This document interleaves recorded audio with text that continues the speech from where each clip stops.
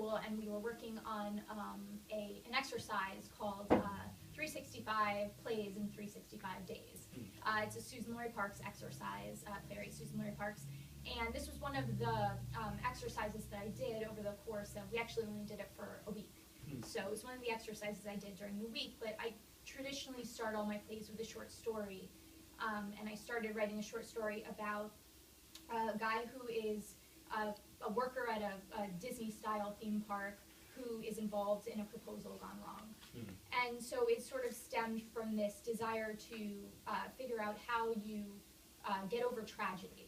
Does it happen all at once, or does it happen, as Brian Gold says, sort of slowly in this series of sort of microscopic ways? And that's where I started. It's great. I can very much see that, the way that the characters do have their own individual tragedies that they're dealing with. So I guess in some ways, do you think Brian, does he have a tragedy? I think so. I mean, I think his tragedy is that he really can never be himself. He's always on. He's always this this other person. I say to my actors when I worked on this play before that Brian would be Holden Caulfield if he just let himself go, sort of. But he has this persona he just has to uphold. So I think that's his tragedy. Okay, cool. So can we bring the house lights? Do we have any? I can start to see. If you guys can shout from the back if you see hands. But first off, it'd be great to hear from you guys any things that you particularly liked about the play. Particular moments, particular characters, particular scenes. Over here. Oh, Andrew, speak then. I'll speak. No, I thought it was, you really got into that world. I mean, it was so vivid and so authentic, but it seemed like what was in some ways light and airy was actually very layered, and it just had a lot of depth to it, which I really liked. And I liked that change up a little bit, that it really had a heart, and it was, nice job. Thank you. Anyone else? Are there any particular moments they like? I just say I find that interesting because I thought it was only me. I actually spent an entire summer at one of the Six Flags amusement parks putting an installation into a theater there, and so I was kind of captivated by the whole environment. I found it very interesting. It's a weird place. Well, I think that's interesting. When we do read a lot of plays, I think sometimes what's very striking is something that starts off in an environment that we're not used to being in. When it starts off in the living room of a family house, that's like, it can be on the way to being a classic Arthur Miller play or whatever it's going to be. Right. But there is something that's like, ooh, straight away you're going, this is a different kind of environment, and that brings out things and people you might not have seen before. So I think there's something really to that, choosing to working in a different environment. It's really cool. Yeah, I'm originally from South Florida, so a lot of my plays, I hear laughter in the audience. You guys know what that means. But it's a weird place. I mean, just straight up, it's a really bizarre place. And so all of my plays kind of start in that environment where there's no time, kind of, because the seasons don't change. And so everybody is just living these very heavy, very samey kind of lives. And that does interesting things to you, as I can attest to. Anyone else particular moments or particular characters that they liked? Okay, then. There's one right here. Oh, sorry. I barely can see, so definitely shout if you see. I just love the, particularly the early monologues of Brian, where he just got into it and snapped. You could feel the crackle of the dynamic of his message versus the twist in it. Did I make any sense? that makes total sense. I can't really see you, but you made a lot of sense. Okay. No other hands on this point. Okay.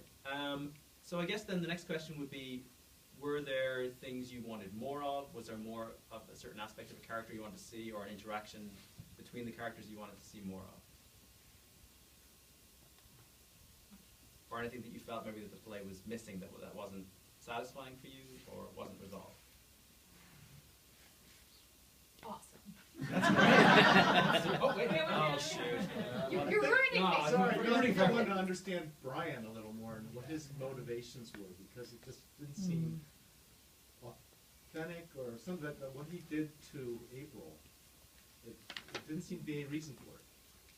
Or maybe he was just mixed up. I don't know. I couldn't quite figure him out. Would you say the specific reason for Brian why he attached to April? I think he was looking for somebody who was honest with their feelings, who really could connect in a deeper way, and he saw that in her, and then kind of realized too late the error of what he did. But I hear that. I mean, I think that he's a very complex character to write, so there's always more, you can dig into that. There's another hand Over here? I just wanted to mention, I particularly like this man, so maybe saying this is kind of wrong, but if anyone's familiar with Greg Braden, there were moments in the way, I'm sorry, that Brian acted was the way Greg Braden, he's a speaker, so if, maybe nobody knows who Greg Braden is, so this is totally, but, so his personality, to say the total opposite, totally made sense to me. I was laughing the whole time. I enjoyed it tremendously. What would be like behind the scenes of Greg Braden's tour, and why does he attach to a young person? Because he needs all this information for his next growth spurt, and this whole thing. So I had a very different. I'm stealing that next time. Is that here? There's some in there. Over here? Great. I have a question about your reaction to the audience. Did you feel that the audience was laughing at times when you expected us to laugh? It's so funny that you asked that, because I've done this play a couple times in readings, and my second play is much, much darker than this play. It's about two gay heroin addicts under a bridge, so it's like a totally different. Oh, sweet. It's a charming love story, rom-com, really. But in both plays, everyone laughs, and it's really It was really shocking to me initially, because I felt like, oh my God, how are people going to respond to this? I don't really know how I respond to this, but I think I write a lot how I speak, and people laugh at me a lot. So I kind of anticipated, and not always in a way that I want, so I sort of anticipated that they would probably laugh, and initially I would probably be really hurt and have a lot of self-hatred, but then I would get over it and be really happy that people liked it, and that's sort of where I'm at now, if that makes sense.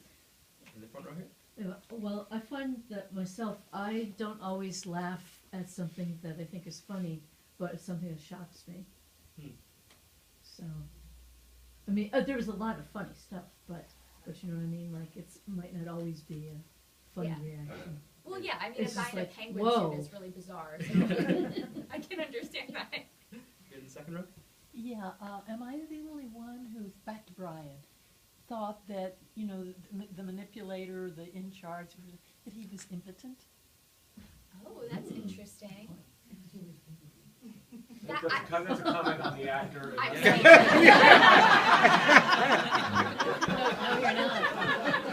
Now we know. Mike, she said important. Oh, that's what I thought she said.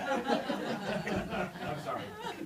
I think there's a point where a playwright steps out from that much character development. But, I mean, I'll go back and speak to him about it. We'll have a good talk. Gently. Steve? I did like the device at the end where April starts to imitate his approach, and that it made it seem to me to emphasize her honesty and how some of what he did so manipulative can be put to good use. And it made him seem even more fake to me. I like that touch at the end. Yeah, I think it's funny because I feel like in life there are things that people say to us or moments that we have that seem completely inconsequential to anything else we're dealing with, and then you'll find that they come up in random ways that sometimes help you. Like I'm reading A Year of Magical Thinking right now, Joan Didion's book, and a lot of the things she talks about very early on in the book is hearing these random phrases after her husband passed away and somehow integrating them into her process of healing. Not for any reason other than that they stuck out to her in a time when maybe she was more, susceptible to that. And I think that does happen to us, especially in times of like extreme grief. I have a question. Oh, yeah. Have you ever been to a self-help weekend seminar? I haven't, nor have I done You should. heroin. That was the first question my mother asked me after I finished the play. Why does You this should, sound because so real? the language is a bit different. It's good to From, know. Brian. Your language is more, more philosophical in a way. I think it's very plain and very practical, Yeah, these seminars. Yeah. good to know. I should go to one. I could Yeah. use it. Just Yeah, I actually was a perfect leader guy, Yeah, but that was me. I wish he wasn't manipulative. But okay. Here in the front row. But how did you know there was a compartment in the penguin suit? Obviously, you must have worn one of something. I did not. To be honest with you, the only real, true fact of this play is the plant. Everything else did not happen to me. What? Use your imagination? I did. Oh. That's, amazingly. Yeah. Okay, so I think we have time for one or two more questions. Anyone else have a question about anything specific? Did he get across the bridge? I think he did. I would like to hope that everybody crossed their bridge. One thing I will say that I thought was really lovely about Samantha is there's great humor in the play, but I feel that it's never cruel. It never it never mocks the characters in terms of like cheaply undermining them for our benefit. Yeah. It's always it's a very gentle, almost like a caring humor that kind of gently pokes at their insecurities and their flaws, but never attacks them harshly. And I found that was a really lovely thing. Thank you. I studied with Annie Baker, if you guys know her. Mhm. Amazing Super playwright. playwright, And one of the things I love about her work is that she even says at the beginning of Circle Mirror Transformation, one of her really famous plays, these people took this class in earnest. They're meant to really find themselves, and if you perform this play mocking them, you're performing a different play. And I think that was really key in this process of just playwriting in general for me, that humanity in my work should be under everything that I do. That's sort of the standard that I hold myself to. So thank you. That's a very high compliment to hear from me. I'd like to echo that as well, because I'm an enormous Annie Baker fan. And when I was reading the play, I was struck, and I don't mean this in a reductive way, I mean it in a highly complimentary way, that's what really excited me about your language is, and your pauses, your silences, was that there was so much that's said about the characters in what they're not saying, and it wasn't an imitation of an Annie Baker play. This is your own voice, but there was a confidence. I'd be fine with that.